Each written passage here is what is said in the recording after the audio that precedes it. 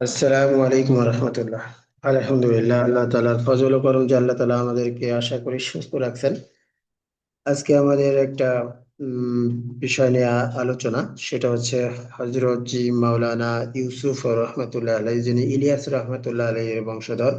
উনি যখন আরবে সফররত ছিলেন মসজিদে নববীতে, তখন ওনার যে দাওয়াতের কাইফিয়ত এবং আহ, বিভিন্ন দেশের একটা সম্মেলনে যিনি যে বয়ান রাখছিলেন, সেটা সারমর্ম আজকে ওঠায় তুলে ধরা হবে। এটা অবশ্যই আমরা শুরু থেকে শেষ পর্যন্ত দেখব। তাহলে হজরতজির আহ মাওলানা ইউসুফ সাহেবের আহ রহমতুল্লাহ আলাইহি, ওনার যে জ্ঞান গরিমা এবং কোরআন হাদিসের দলিল ভিত্তিক যে সমাধান, এটা আমরা পেয়ে যাব ইনশাল্লাহ। তো চ্যানেলে যারা নতুন অবশ্যই সাবস্ক্রাইব করব, আর এই ভিডিওটা অবশ্যই মানুষের মাঝে বেশি থেকে বেশি ছড়ানোর জন্য শেয়ার করবো ইনশাল্লাহ। আর কমেন্ট করবো ইনশাল্লাহ, ভালো লাগলে লাইকও দিব। যাই হোক, শুরু করছি।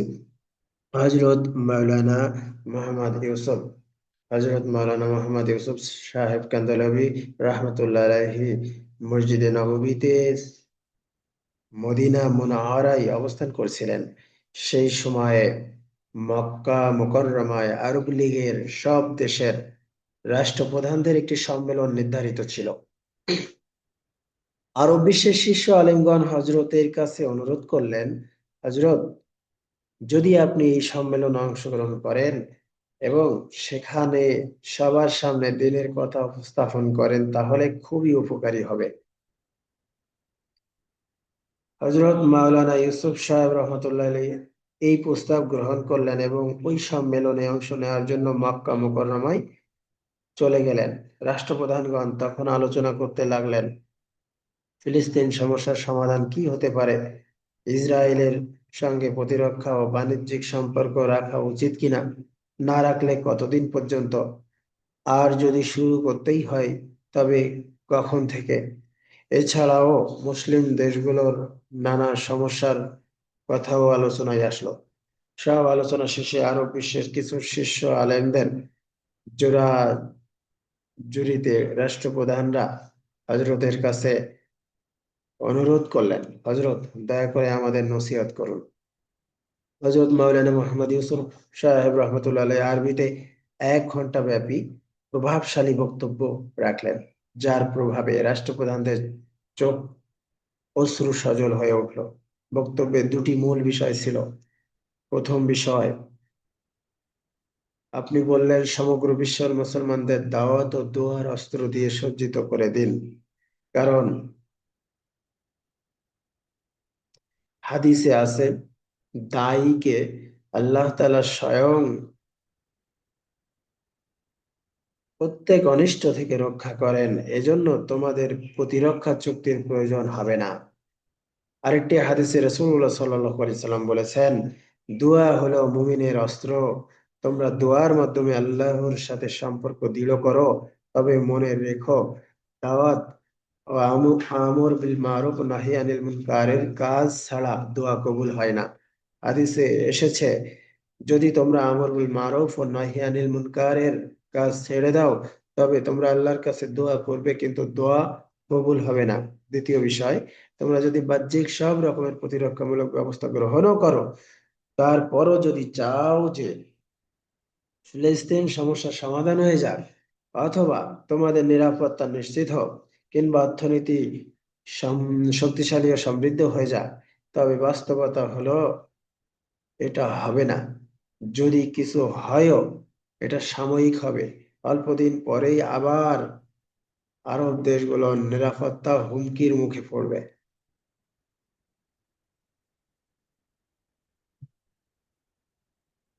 তোমরা যদি এই সমস্যাগুলোর স্থায়ী সমাধান চাও, তবে দিনের দাওয়াতকে জীবনের আসল কাজ বানাও। তখন আল্লাহ তাআলা অদৃশ্য থেকে সুখ ও সমৃদ্ধি দান করবেন, অর্থনীতি মজবুত করবেন এবং ভবিষ্যতের সব ফিতনা ও অনিষ্ট থেকে মুসলমানদের হেফাজত করবেন। এরপর হযরত একটি ঘটনা বর্ণনা করলেন। একজন চাকর খুবই অনুগত ছিল। মালিক খুশি হয়ে তার বেতন 5,000 টাকা বাড়িয়ে দিলেন। চাকরির আনুগত্য আগের মতোই ছিল, কিন্তু চাকর বিশেষ কৃতজ্ঞতাও প্রকাশ করলো না। এতে মালিক রাগ করলেন, আমি তার বেতন বাড়ালাম অথচ সে ঠিক মতো কৃতজ্ঞতাও জানালো না। এরপর মালিক পরের মাসে তার বেতন 5,000 কমিয়ে দিলেন। তবুও চাকর আগের মতোই কাজ করে গেল, কোনো অভিযোগ করলো না। মালিক তাকে ডেকে বললেন, অদ্ভুত মানুষ তো তুমি, আমি বেতন বাড়ালাম কমালাম অথচ তুমি একই রকম রয়ে গেলে, এর কারণ কি? চাকর বলল, স্যার, আপনি নিজেকে রিজিক দাতা ভেবেছেন বোধহয়। আমার ঘরে একদিন একটা সন্তান জন্ম নিল, পরের দিন আপনি বেতন 5,000 টাকা বাড়িয়ে দিলেন। আমি বুঝে গেলাম যে সৃষ্টিকর্তা সন্তান দিলেন, তিনি তার রিজিকের ব্যবস্থা করে দিলেন, তাই আমি তারই শুকর আদায় করলাম। তারপর যেদিন আপনি বেতন কমিয়ে দিলেন সেদিনই আমার মা ইন্তেকাল করলেন। আমি বুঝে গেলাম মা তার রিজিকও সঙ্গে নিয়ে চলে গেছেন, তাই তখনও আমি আল্লাহর শুকর আদায় করলাম এবং সন্তুষ্ট থাকলাম।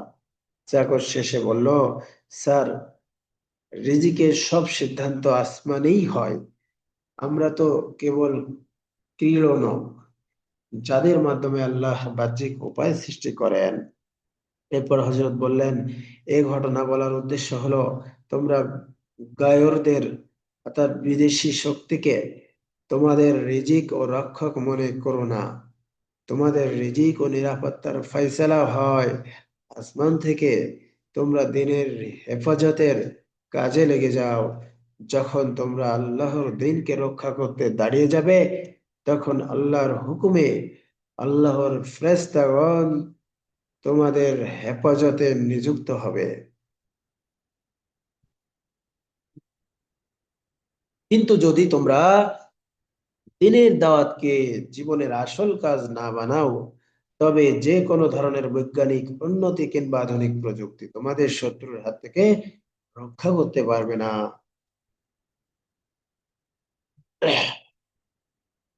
সিরাতুল আবরার হযরত মাওলানা মুহাম্মদ ইউসুফ সাহেব রহমতুল্লাহ আলাইহি। প্রকৃত মুমিন আল্লাহর নূরের মাধ্যমে দেখে। আজ কাতারের উপর সাম্প্রতিক ইসরায়েল হামলা হযরতের এই কথাকে সত্য প্রমাণ করেছে। তালিবে দোয়া মুফতি মোহাম্মদ মাহবুব আলম সাহেব মাঝারি, প্রতিষ্ঠিত মুহতামিম দারুল উলুম মুহাম্মাদিয়া, ডিউপুরা, শোপিয়ান, কাশ্মীর। এইখান থেকে মূলত নেওয়া। আল্লাহ তাআলা প্রত্যেককে বোঝার এবং এর উপরে আমল করার তৌফিক দান করেন। আমিন।